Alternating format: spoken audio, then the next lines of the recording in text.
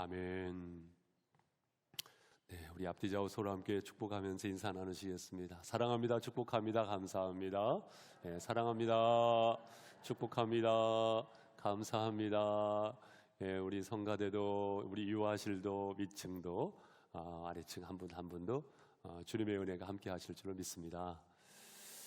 한 50년 남짓, 아니죠, 50년 남짓이 아니죠, 50년 가까이 되었으니까 옛날이라고 볼 수 있을 것 같습니다. 50년 가까이 됐으니까. 그 예전에 한 아이가 있었는데요, 그 아이는 유독히 비염 알러지가 심했어요. 그래가지고 환절기가 되면은요, 콧물 흘리고 눈물 찔찔찔찔 흘리고 다니는 그런 콧찔찔이가 있었는데요. 근데 이 아이가 어느 날 여름에 친구들과 함께 이제 구슬치기, 딱지 먹기 이렇게 하고 있는데 한 친구가 야, 여름 성경학교 가자, 이렇게 이야기를 하는 겁니다. 국민학교는 들어봤어도 여름 성경학교는 또 뭐야? 근데 거기 가면은요, 하드를 공짜로 준다는 거예요. 와, 그래가지고 그 유혹을 따라서 이제 여름 성경학교, 곧 교회를 갔는데 이제 막 한글을 읽기 시작을 했어요. 간판을 보니까 홍성 침례교회 이렇게 써 있더래요. 침례교회? 여기 들어가면 침 놓는 거 아니야? 이런 이제 생각을 하면서 들어가게 됐는데 문을 빼꼼 열고 들어가 보니까 그 앞에서 율동을 하시는 분들이 있었고 노래를 하면서 그 분위기가 너무나 온화하고 좋은 겁니다. 그리고 그때는 어린 아이들은 얼마나 찬밥대우였습니까? 애들은 가 그런 분위기인데 거기는 완전히 거꾸로예요. 애들아 와라, 애들아 와라, 이런 분위기인 겁니다. 그리고 그때는 아이들을 향해서 얼마나 또 냉정한 시대였습니까? 그런데 거기 가니까요, 글쎄요, 어르신들께서까지도 말을, 심지어는 존칭을 사용하시는 분도 있고 그 따뜻한 어투가 너무나 좋은 거예요. 와, 딱 내 체질이다. 그래가지고 그날 하드도 얻어먹고 그 다음날 오면은요, 연필도 공짜로 준다는 거예요. 와, 공짜로 준다는데 안 올 이유가 없잖아요. 그래서 그 다음날 와서 연필도 받고 여름 성경학교 개근을 하고, 그것이 계기가 되어가지고 초등학교 6년, 중학교 3년, 고등학교 3년. 여러분 그거 아시죠? 거리에서 먹고 자고 놀고 생활을 하면은 노숙자, 교회에서 먹고 놀고 자고 생활하면은 교숙자. 그래서 그 기간 동안 교숙자로 살다가 그리고는 군에 입대를 하고 그리고는 신학교에 입학을 하고 그리고 또한 전도사라고 그리고 또한 목사 안수를 받고 목사라고 부교육자 생활을 서울에서 보내다가 지금은요 12년째 본인의 모 교회에서 담임 목회를 하고 있는데, 중요한 것은요 5월 5일 어린이 주일에 이 귀하신 분들 앞에서 하나님의 말씀을 전하고 있다는 것입니다. 할렐루야. 예.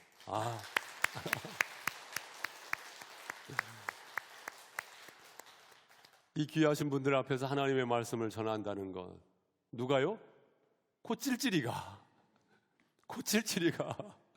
출세했죠. 그 콧찔찔이가 출세했죠. 여러분도 한번 주변에 한번 가만히 한번 보세요. 콧찔찔이 어딨나 한번 가만히 보세요. 사랑하는 성도 여러분, 우리 주변의 귀한 아이들을 위하여 축복하면서 또한 양육하는 그 사명을 잘 감당할 수 있는 또한 우리 교회가 될 수 있기를 소망합니다. 우리 예수님께서 누가복음 2장 52절 말씀에 보니까요, 예수는 지혜와 키가 자라가며 하나님과 사람에게 더욱 사랑스러워 가시더라. 예수님께서요 지혜가 자라셨습니다. 키가 자라셨습니다. 또한 하나님과 사람 앞에 더욱더 사랑스러워 가셨습니다. 예수님도 성장을 하셨단 말이죠. 그렇죠? 그래서 지혜가 자라셨다는 것은 지적인 성장이 있으셨고요, 키가 자라나셨다는 것은 육체적인 성장이 있으셨고요, 하나님 앞에 사랑스러워 가셨다는 것은 영적인 성장도 있으셨어요. 그리고 사람 앞에 사랑스러워 가셨다는 것은요, 이 관계성, 사회성의 성장도 있으셨습니다. 우리 아이들을 위해서 축복하면서 기도하실 때 여러분 어떻게 양육을 감당을 해야겠습니까? 지적인 성장 있어야겠고요, 그러나 그쪽으로만 치우쳐도 안 되겠고요, 또한 육체적인 성장 있어야겠고요, 그러나 그쪽으로만 치우쳐도 안 되겠고요, 영적인 성장 당연히 있어야겠죠. 그러나 극단적으로 그쪽으로만 치우쳐서도 안 되겠고, 또한 관계성, 친구를 좋아하고 어울리는 것을 좋아하고, 그러나 그쪽으로만 치우쳐도 안 되겠죠. 가장 중요한 것은 무엇입니까? 균형이죠. 균형 있는 성장이 있도록 여러분의 자녀를 위하여 기도하시면서 양육을 감당하실 수 있기를 바랍니다. 뿐만 아니겠습니까? 하나님께서 우리 교회에 보내주신 귀한 아이들을 양육할 때 여러분의 자녀가 귀한 만큼 우리는 영적인 가족이 아니겠습니까? 이 영적 모판과도 같은 공동체에서 성장하는 아이들을 위하여 동일한 사명을 가지고 양육의 사명을 잘 감당할 수 있는 저와 여러분이 되시기를 주님의 이름으로 부탁을 드립니다. 여러분, 모든 것에는 시작이 있지 않습니까? 지금이라는 하나의 결과가 있기 위해서도 과정이라는 것이 있었고 사실상 시작이라는 것이 있었습니다. 그런 측면에서 어떻게 시작을 하느냐 굉장히 중요하거든요. 어떻게 시작을 하느냐, 이 시작에 대한 가치를 오늘은 더듬어 보는 시간을 갖도록 하겠습니다. 우리 본문 여러분 주중에 사도행전 큐티를 잘 하셨으리라고 생각이 되는데, 우리가 그것을 묵상을 하면서 어떤 말씀의 은혜가 있으셨습니까? 이 시간 재차 묵상을 하는 가운데 2장 1절 말씀 함께 읽겠습니다. 시작.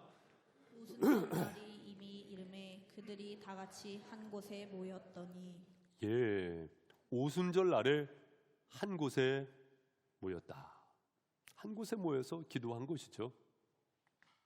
오순절 날에, 여러분 아시다시피 이 말씀의 맥락은 무엇입니까? 오순절 날에 한 곳에 모여서 기도할 때 성령의 임재하심이 강력하게 있었고, 그리고는 소위 말해서 초대교회가 구성이 된 것이 아니겠습니까? 그 초대교회가 구성이 되기까지 어떤 사람들로부터 시작이 되었느냐? 오순절 날에 모인 사람들. 여러분, 오순절은 어떤 날입니까? 6월절 이후에 쉬운 번째 되어지는 그날, 그 절기입니다. 유대인들은 아주 중요하게 여겼었던 절기죠. 그렇기 때문에 이들은 많은 유대인들이 디아스포라, 그러니까 흩어져서 생활을 했단 말이에요. 그들이 오순절 날이 되면은요 예루살렘으로 모여들었습니다. 그리고는 그 예루살렘에서 절기를 지켰어요. 이것이 구약의 아주 중요한 절기죠. 특히 이 오순절은 어떤 의미가 있냐면은 시내산 율법을 받은 기념이 있기도 되어지는데요, 구약의 전통을 잘 지키는 사람들, 구약의 전통을 잘 따랐던 사람들, 그들로부터 성령의 강림 사건이 있었다라는 것이죠. 구약의 전통을 충실히 행하는 사람들로부터 교회가 시작이 되었다는 것입니다. 여기에서 우리는 알 수 있는 것이 있어요. 아하, 그렇구나. 구약 말씀도 소중히 여겨야 하겠구나. 할렐루야. 구약의 말씀도 소중히 여겨야 합니다. 옛것을 소중히 여겨야 합니다. 전통을 소중히 여겨야 합니다. 우리 예수님께서도 사실상 이 구약의 말씀을 많이 순간순간 인용을 하셨어요. 예수님의 마음속 바탕에는 무엇이 있었습니까? 구약의 말씀이 있었던 것입니다. 예수님뿐만이겠습니까? 사도 바울도 마찬가지고, 바울뿐만이겠습니까? 신약의 말씀은 사실상 구약의 말씀을 모체로 하는 것이죠. 그 모체가 있었기에 신약의 새 역사가 열려지게 되었던 것을 보게 됩니다. 사랑하는 성도 여러분, 우리 교회가 그렇습니다. 새로운 것을 참 좋아하는 것은 사실입니다마는 우리는 옛 것을 존중할 줄 알고 또한 아껴야 할 줄로 믿습니다. 이것은 또한 언약의 성취이기도 합니다. 단순히 그들에게 성령께서 임하셨다, 이 사건은요 당시에만 작정된 것이 아니고 이미 요엘 선지자로부터 우리가 알다시피 말씀은 기록하고 있습니다. 사도행전 2장 17절 말씀에 보니까 하나님이 말씀하시기를 말세 내가 내 영을 모든 육체에 부어주리니 너희의 자녀들은 예언할 것이요 너희의 젊은이들은 환상을 보고 너희의 늙은이들은 꿈을 꾸리라. 이미 요엘 선지자를 통해서 예언되어진 말씀, 이 예언의 성취로서 이 사건이 있게 되었다는 것입니다. 사랑하는 성도 여러분, 구약의 말씀을 더욱더 사랑하실 수 있기를 바랍니다. 이 시작이 있었기 때문에 우리에게 새 것도 새 은혜도 있게 된 줄로 믿습니다. 또한 2절 말씀부터 보겠습니다. 호련히 하늘로부터 급하고 강한 바람 같은 소리가 있어 그들이 앉은 온 집에 가득하며. 3절 함께 읽습니다. 시작.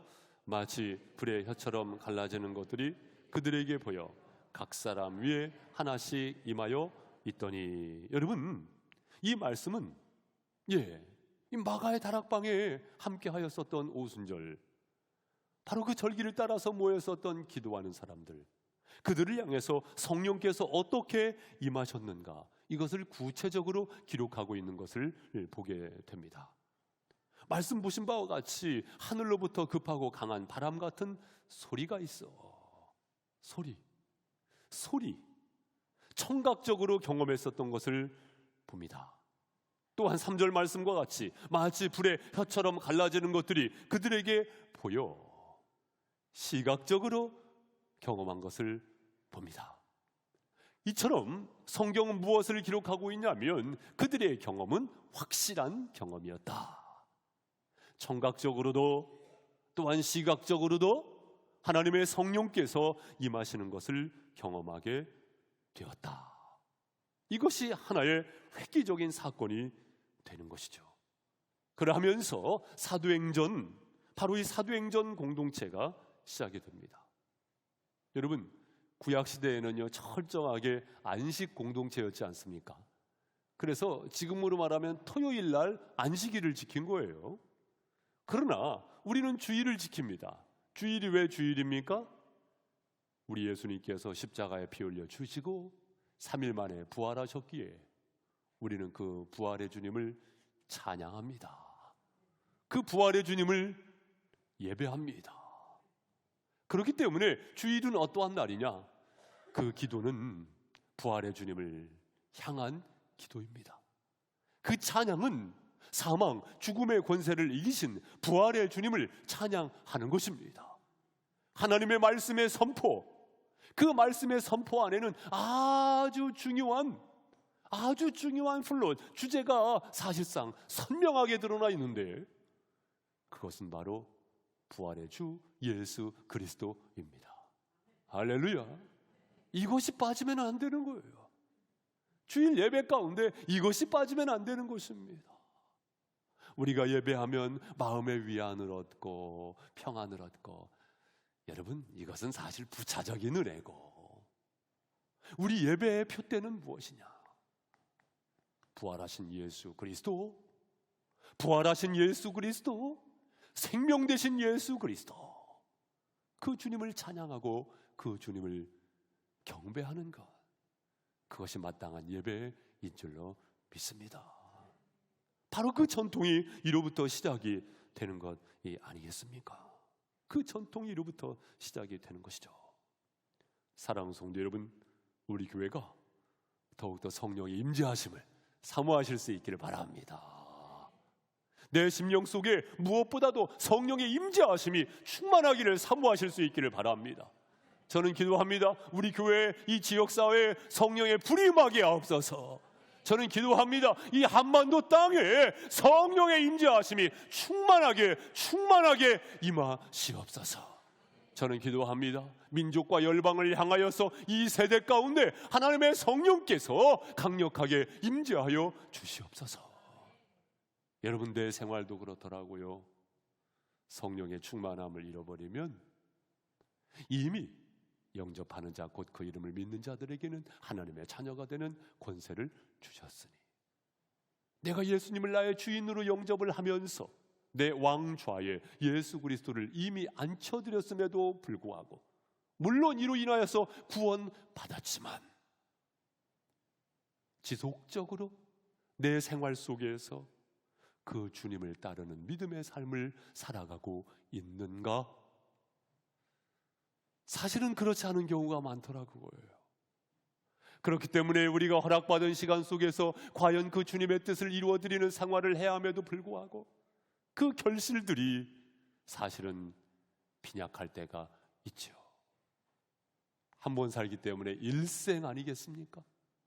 그 일생 속에 하나님께서 원하시는 성령의 열매들, 성령으로 살면 성령의 열매를 맺게 될 줄로 믿습니다.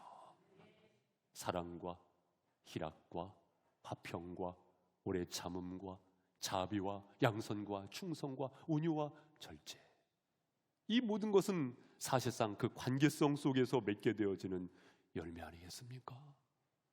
성령 충만함을 덧입고 성령으로 살면 성령의 열매를 맺게 될 줄로 믿습니다. 초대교회에 임하셨던 성령은 당시의 단회성이 아니고 오늘날도 여전히 우리의 공동체 속에, 우리의 삶 속에 임하게 되어지는 성령인 줄로 믿습니다. 그 성령 충만함을 더욱더 사모하는 우리 교회가 될 수 있기를 바랍니다. 또한 함께 보신 사도행전 2장 3절 이하의 4절 말씀에 보니까, 우리 4절 말씀 같이 읽겠습니다. 4절 시작. 그들이 다 성령의 충만함을 받고 성령이 말하게 하심을 따라 다른 언어들로 말하기를 시작하니라. 아멘. 글쎄, 성령 충만함을 입고 이들이요 다른 언어들로 말하기를 시작을 하는 거예요.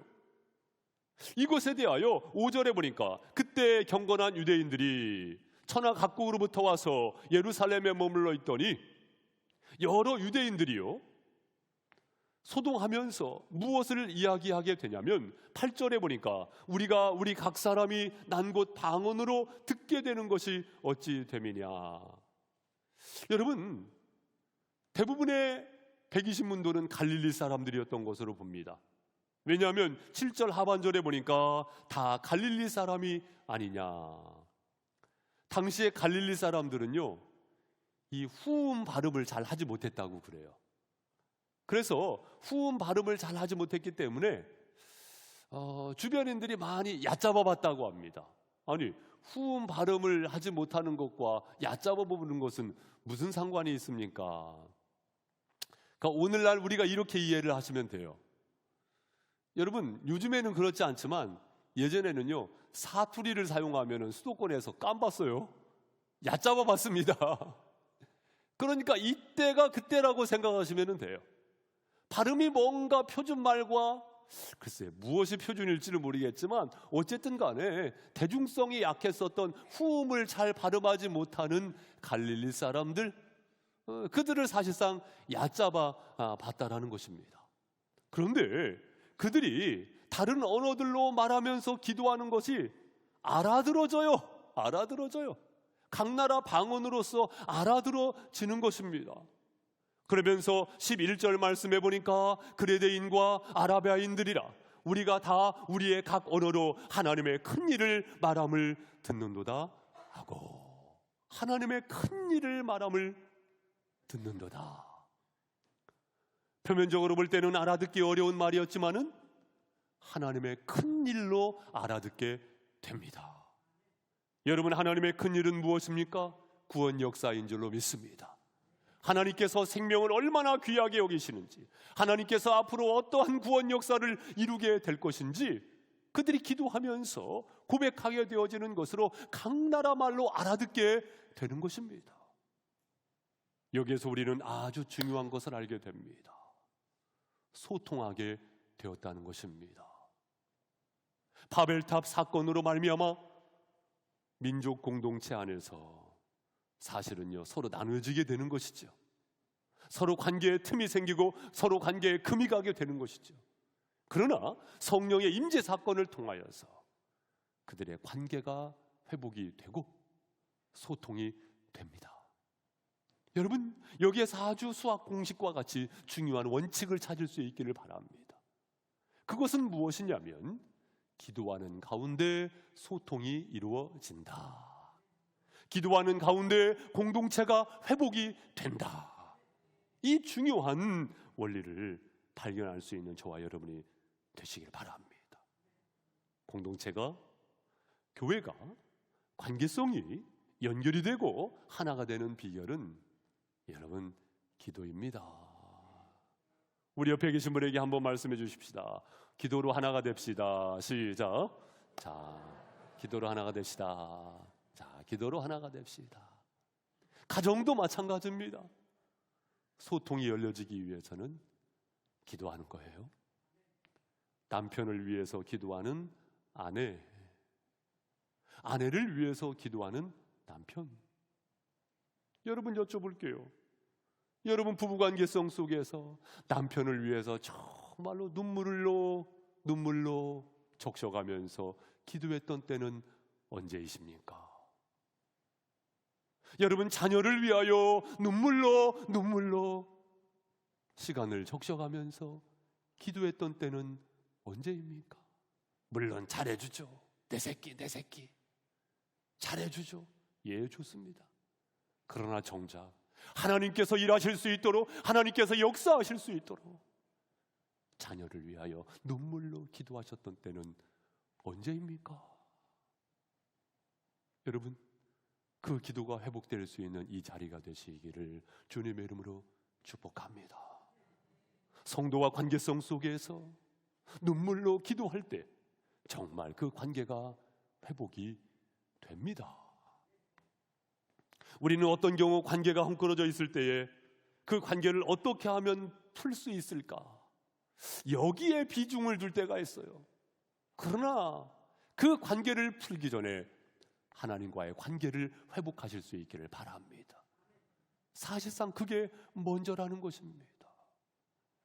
여러분 참 신기한 것은요, 우리가 기도하면은요 하나님이 역사하시는 줄 믿습니다. 하나님의 무궁하신 영역이 있어요. 우리가 기도하면 하나님께서 역사하시는 놀라운 영역이 있습니다. 그와 더불어서 어떤 영역이 있느냐? 우리가 기도하면요 내가 바뀌어요. 내가 바뀌는 그 영역이 있습니다. 누군가를 바꿔 주시옵소서. 그 원수를 좀 어떻게 해 주시옵소서. 물론 하나님께서 일하시는 영역이 있어요. 그것은 내 영역이 아니에요. 그런데요, 내가 기도하다 보면 누가 바뀌느냐? 내가 바뀌게 되더라고요.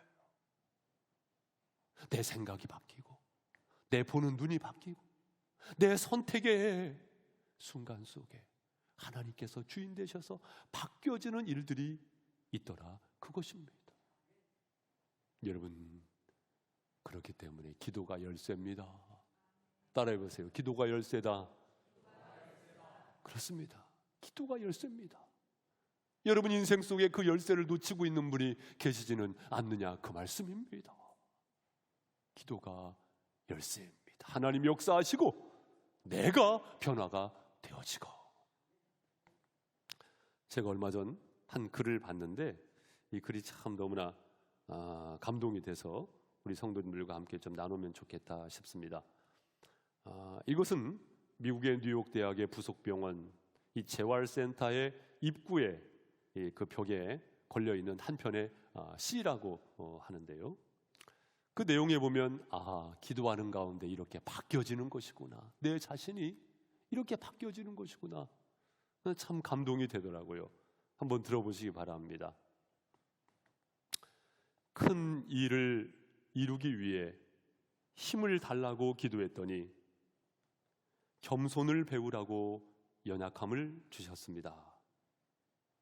많은 일을 해낼 수 있는 건강을 구했는데 보다 가치 있는 일을 하라고 질병을 주셨습니다. 행복해지고 싶어 부유함을 구했더니 지혜로워지라고 가난을 주셨습니다. 세상 사람들의 칭찬을 받고자 성공을 구했더니 뽐내고 교만치 말라고 실패를 주셨습니다. 구한 것 하나도 주시지 않았지만 내 소원 모두를 들어주셨습니다. 하나님의 뜻을 따르지 못하는 삶이었지만 내 마음속 진작 표현하지 못했던 기도는 모두 들어주셨습니다. 나는 가장 많은 축복을 받은 사람입니다. 그렇죠. 하나님의 주권, 전적인 주권하심 속에서 하나님의 일하시는 영역이 있는가 하면 우리가 기도하다 보면 내가 깨닫게 되고 아하 그렇군요. 아 그렇군요. 그것이 감사의 이유군요. 내가 바뀌어지는 것 아니겠습니까? 마태복음 6장 6절 말씀에 보니 너는 기도할 때에 내 골방에 들어가 문을 닫고 은밀한 중에 계신 내 아버지께 기도하라. 은밀한 중에 보시는 내 아버지께서 갚으시리라. 여러분, 은밀한 중에 일하시고 역사하시는 하나님을 신뢰하십시오. 그리고 여러분의 그 기도의 시간을 그 무엇 때문에 빼앗기지 마시기를 바랍니다. 기도가 회복되실 수 있기를 바랍니다. 이 말씀을 하나님이 나에게 주시는 말씀으로 받으실 수 있기를 바랍니다. 그 열쇠, 그것을 놓쳐서는 결코 안 되겠습니다. 사랑하는 성도 여러분, 5월 첫 번째 주일입니다. 이 시작이 얼마나 귀한 날입니까? 옛것을 귀하게 여기고 또한 성령으로부터 시작되는 교회라는 것을 알면서 우리는 항상 성령의 충만함을 사모해야 할 줄로 믿습니다. 여러분, 기도를 통해서 관계가 회복이 되어지고 교회가 하나가 되어지고 여러분의 가정이 놀랍게 회복이 되어지는 은총이 있기를 주님의 이름으로 소망합니다. 우리 아이들에게도 이 믿음의 발자취가 아주 중요한 신앙의 레슨이 되어서 귀한 영향력을 끼칠 수 있는 믿음의 발자취가 저와 여러분의 발자취가 되시기를 주님의 이름으로 축원드립니다. 기도하겠습니다.